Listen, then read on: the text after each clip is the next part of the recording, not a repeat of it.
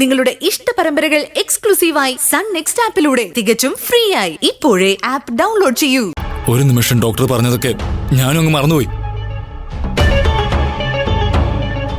ഈ വീട്ടിൽ ദർശന കാലുകുത്തി അന്നു മുതൽ തുടങ്ങിയതാ ഇവള് ദർശനെ കുറ്റം പറയാൻ. കുറച്ചു മുന്നേ ഇവള് പറയാ ദർശനയുടെ ജാതകദോഷം കൊണ്ടാ ജീവനെ പോലെ സ്നേഹിച്ചിരുന്ന അമ്മയും മകനും പിണങ്ങി സങ്കടപ്പെട്ടിരിക്കുന്നതെന്ന്. ദർശന ചേച്ചിക്ക് തന്ന ജാതകം കള്ള ജാതകമാണത്രേ. അതെ ചേച്ചി, അതിനുള്ള തെളിവ് ഇവളുടെ കയ്യിലുണ്ടെന്ന്.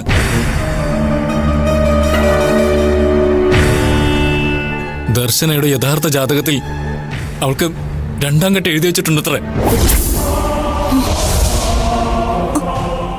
ആദ്യം താലി കെട്ടുന്ന ആൾക്ക് അല്പായുസാണെന്ന് എഴുതി വെച്ചിരിക്കുന്നതും കൂടി കേട്ടപ്പോ എന്റെ സർവ്വ നിയന്ത്രണവും പോയി.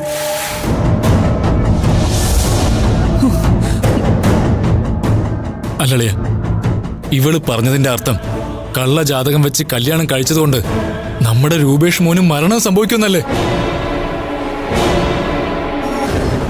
അല്ല, നമ്മൾ ആണുങ്ങൾക്ക് ഇക്കാര്യത്തിൽ വലിയ വിശ്വാസമൊന്നും ഇല്ലെങ്കിലും ചേച്ചി കേൾക്കുമ്പോ എന്ത് സങ്കടം ഉണ്ടാവുന്നെന്ന് ആലോചിച്ച് നോക്ക്.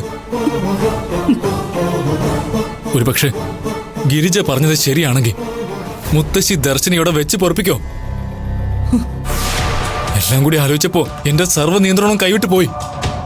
നീ ഓരോ ദിവസവും ഓരോരോ പ്രശ്നങ്ങൾ ഉണ്ടാക്കുവാണ്. ഇനി മതി ഇവിടുത്തെ താമസം. ചേച്ചിയെ ഞാൻ പറഞ്ഞ് സമ്മതിപ്പിച്ചോളാന്നും പറഞ്ഞു. അപ്പതേ വീണ്ടും ജാതകത്തിന്റെ കാര്യം അവൾക്ക് ചേച്ചിയോട് പറയണമെന്ന് പറഞ്ഞ് വാശി പിടിച്ചപ്പോ ഞാൻ അറിയാതെ ഒന്ന് തല്ലിപ്പോയി.